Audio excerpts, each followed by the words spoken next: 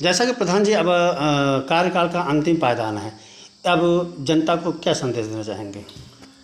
जनता जनता को संदेश यही देना चाहेंगे कि हम 4 साल का जो विकास कार्य कराया है उसको जनता के बीच में रखेंगे और जनता देख भी रही है। पुनः आगे के लिए मैं आशीर्वाद चाहूँगा कि जनता मुझे फिर अपना आशीर्वाद रूपी मतदान करके पुनः नेतृत्व सौंपेगी, तो जो विकास रह जाएंगे वो पुनः अगली बार विकास की गंगा बहाई जाएगी। धन्यवाद। मैं ओम नारायण, युवा तक भारत से। आज मैं बरौली पंचायत के प्रधान प्रतिनिधि जी से मुलाकात करके इन कार्यकाल के समय में पंचवर्षीय योजना के तहत विकास कार्यों की समीक्षा के विषय में हम कुछ वार्ता करेंगे। प्रधान जी नमस्कार। नमस्कार। नमस्कार। बताएं, आप अपने कार्यकाल में विकास कार्यों के विषय में क्या क्या विकास कार्य हुए? विकास कार्य की बात करें तो हम अपने मुझसे बताएंगे तो ये लगेगा कि बड़बोलापन कर रहे हैं। वैसे तो हमारे गांव की जनता खुद देख रही है कि विकास तो इस पंचवर्षीय में जितना हमने करा दिया है, शायद अब कुछ कराने के लिए बाकी नहीं रह गया है जी। जैसे हमारा गांव एक सरवारा सबसे बड़ा गांव है पंचायत का जी। एक भी गली उस गांव में बाकी नहीं रह गई है जो इंटरलॉकिंग से वंचित हो जी। न कोई नाली रह गई है। इसी तरीके से लालमन खेड़ा है, टेढ़वा बमना है, हमारे सारे जो मजरे हैं। एक केवल बरौली मजरा है जिसमें 1-2 गलियां भी बाकी रह गई हैं जी। अभी तो एक हमने ग्रामीणीकरण कराया है माननीय विधायक जी के आशीर्वाद से। कहाँ तक संपर्क में? ये टेढ़वा बमना से सरवारा तक जी 600 मीटर की एक रोड पड़ी थी जिससे आवागमन दोनों गांवों के लिए बाधित हो रहा था जी। तो हमने इसको माननीय विधायक जी के आशीर्वाद से कराया है। विधायक जी ने पास करा दिया, काम भी शुरू है। विधायक जी के आशीर्वाद से हमने खेल मैदान, हमने करीब बड़ा प्रोजेक्ट था बच्चों के खेलने के लिए, क्योंकि खेलना कूदना ये एक धरोहर है पुरानी जी। तो हमने कहा इसको बचाए रखने के लिए खेल मैदान गांव सभा में हो जाए। और जानवरों की जो समस्या रहती थी मतलब खेतों के लिए बहुत बड़ी समस्या, इसलिए हमने गौशाला का निर्माण कराया था, जो गौशाला मतलब सुचारू रूप से चल रहा है जी।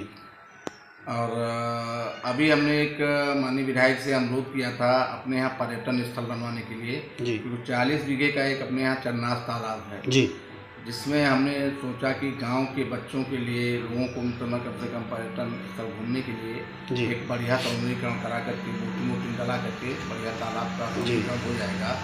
तो माननीय विधायक जी ने आश्वासन दिया था कि मतलब मैं आपका ये शासन से मैं करा दूँगा। 2.5 करोड़ रुपये की लागत से कम उसका एस्टीमेट बन रहा है। देखते हैं कब तक जी हो जाता है। जैसा कि भैया आपने बताया सौंदर्यीकरण के विषय में, खेल कूद के विषय में, जैसा कि आपकी पंचायत के अंतर्गत 6 गांव आते हैं, जिसमें से कुछ ऐसे भी लोग हैं जिनके पास आवास तो है लेकिन कृषि योग्य भूमि नहीं है। अगर उनका अंतिम संस्कार होता तो उसके विषय में क्या बताएंगे? नहीं तो हमने उसके लिए इतना अंत्येष्टि स्थल भी बनाया था। माननीय विधायक जी ने हमें अंत्येष्टि स्थल भी दिलाया था, वो भी अंत्येष्टि स्थल आपकी गाँव सभा में बना हुआ है। अब लोग अंत्येष्टि स्थल पर नहीं करने आते हैं, उनको लगता है हमारे पिताजी ने ज़मीन बनाई थी, सब कुछ उन्हीं की ज़मीन है तो हम अपनी ज़मीन में ही करेंगे जी। तो अब इसके लिए बड़ा वो हम नहीं करते हैं उनको। अच्छा, कुछ लोग अभी भी गंगा के किनारे ले जाना पसंद करते हैं, तो ये अभी जागरूकता करने की ज़रूरत है कि भाई गाँव सभा में अंत्येष्टि स्थल बन गया है, वहीं पर कम से कम किया जाए। जैसा विधायक जी का एक स्लोगन है, होगा वही जो होगा सही, इस विषय में क्या कहेंगे? अब विधायक जी की एक विचारधारा रही है। विधायक जी ने हमेशा मतलब गरीबों को लेकर के चला है। जैसे मतलब अंतिम पायदान पर व्यक्ति जो खड़ा होता है, अंत्योदय जिसको बोलते हैं, उसको लेकर काम उन्होंने किया है। उन्होंने कभी भी जाति पात को नहीं बढ़ावा दिया है। उन्होंने जात पात को हमेशा भुला दिया है। उनका जात पात से हमारा मतलब ही नहीं है। मैं एज ए पूर्वा का सेवक या पूर्वा का विधायक हूँ। मैं बिना जात पात के, बिना भेदभाव के काम करूँगा और उसी विचारधारा पर वो काम कर रहे हैं और एक ईमानदार नेता के रूप में जाने जाते हैं। उनकी छवि एक ईमानदार नेता के रूप में है। उनकी जितनी भी प्रशंसा की जाए वो कम है। वही कहते हैं ना, सूर्य को दिया दिखाने जैसा लगेगा। वो एक कर्मठ और जुझारू नेता है। आप एक सुयोग्य और शिक्षित व्यक्ति हैं, शिक्षा के विषय में क्या कहेंगे? शिक्षा के विषय में तो हम हमेशा प्रोत्साहित किया करते हैं। जितने भी कार्यक्रम स्कूलों में लगते हैं, मैं हर कार्यक्रम में जाता हूं और बच्चों को अपने जो भाषण में जो बोलता हूं, उनका शिक्षा को आगे ले जाने के लिए, शिक्षा को बढ़ावा देने के लिए। अभी जैसे हमने जूनियर विद्यालय में एलईडी की व्यवस्था कराई कि टीचरों ने बताया कि एलईडी की व्यवस्था हो जाए तो उससे पढ़ाई कराने में थोड़ा सा और अच्छा रहेगा। तो मैं समय समय पर स्कूल जा करके जो भी कमियां होती हैं उनको सुधारने का प्रयास किया करता हूं और उपलब्ध कराने का भी काम करता हूं जो सामग्री नहीं होती है। जैसे बच्चों के खेल कूद के लिए वो भी हमने जैसे जूनियर विद्यालय में पूरा बाउंड्री कराया। उनको शौचालय की व्यवस्था ठीक नहीं थी, वो सब हर विद्यालय में मैंने मतलब कायाकल्प के माध्यम से सारे स्कूल ठीक करा दिए हैं।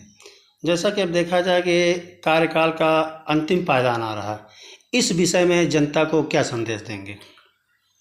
अब जनता को संदेश क्या देना है, जनता तो खुद जागरूक है जी। हमें एक विकास के लिए नेतृत्व सौंपा था जी। विकास को लेकर के मैं आगे चला। मैं 4 साल तक अपना विकास जनता के बीच में दिखा रहा हूँ। जनता स्वीकार कर रही है कि आपने विकास कराया है। तो 1 साल में जो बचे काम हैं उनका भी काम करा दूंगा और फिर उसके बाद जनता तय करेगी कि आगे नेतृत्व देगी या नहीं देगी। ये जनता के ऊपर है।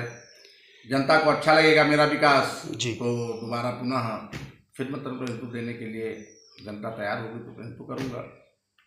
मैं ओम नारायण युवा तक भारत से नमस्कार।